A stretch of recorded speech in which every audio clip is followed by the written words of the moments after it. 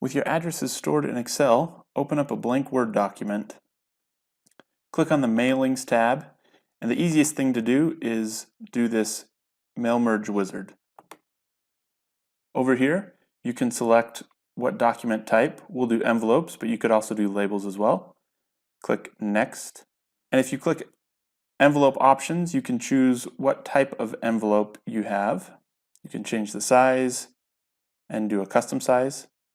Click OK. Over here, you can put your return address and then click Next. To select your recipients list, click on Browse and find your address list. Click OK. This will pull up the list of people that you have. Click OK again. And next, click Arrange your envelope. Here, hover over the area where the address will go and click so that your cursor is in the area.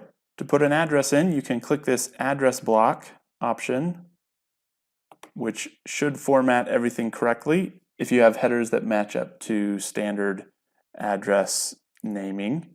Otherwise, you can just insert your fields right here. Click Next to preview your envelopes. You can scroll through to see your recipients. Click Next to complete the merge. And you can either choose to print directly to your printer right now or create a new document to print later.